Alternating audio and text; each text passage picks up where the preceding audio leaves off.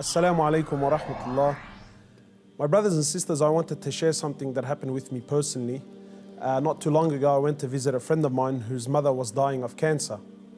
She had been battling cancer for about 5 years, and news came to me that she was on her last days.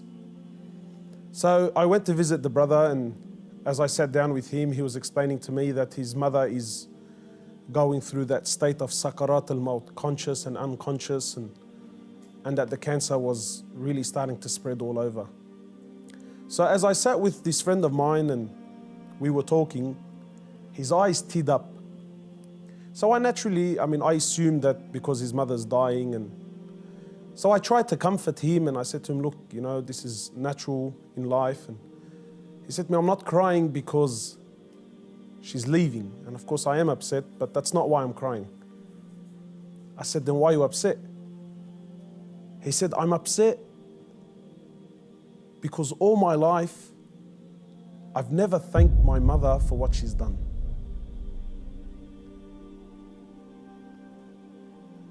And honestly, I can't explain what happened to me when he said these words, He said, all my life, I've never once in my life said thank you to my mum. He said, and now that she's sitting in the next room and she's alive, but she's conscious and unconscious, and even if I spoke to her, she's not going to be able to understand or comprehend the words that I'm saying. And wallahi, my brothers and sisters, this really affected me. That all his life, all of our lives, for those of us who are fortunate enough that their mothers are still around, My mum has been there all my life, never failed me once, and never once have I ever come to her and just said thank you. And not one of those thank yous with some flowers, and that's a good thank you, but those really deep thank yous. That thank you that if she left me now, I've told her and I've thanked her from the depths of my heart. Wallahi, my brothers and sisters, I haven't been able to forget this. That when was the last time you thanked your mother? When was the last time you showed your mother genuine appreciation for everything that she's ever done?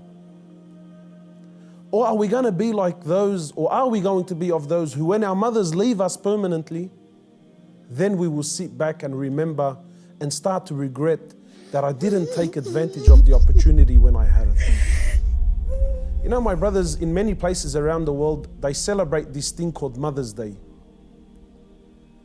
And it breaks my heart because in Islam, in truth, Mother's Day is every day. We don't single out one day of the year to say, oh, Mum, look, I remembered you today. But rather, we're ordered by Allah and His Prophet, more or less, to remember our mothers on a daily basis. A man came to the Prophet of Allah and he says to him, O Prophet of Allah, and many of us get this hadith wrong. He says, O Prophet of Allah, who is most deserving of my kind treatment? He says to him, your mother. He says, then whom? He said to him, your mother. He said to him, then whom? He said to him, your mother. He said, then whom? He said, then your father. Many of us, we interpret this to be love, that my mother is most deserving of my love. No, the person that is most deserving of your kind treatment, of your money, of your health, of everything that you possess, the person that is most deserving of this more than anyone, above all, is your mother, then your mother, then your mother, and then your father. My brothers and sisters, in short, many of us, we still have our mothers. Wallahi, do not be of the losers who wait until our mothers leave us permanently, only then to wish and to regret and say, I wish I can go back and thank my mother. If your mother is still around, run. By Allah, run to her and thank her for everything that she's done.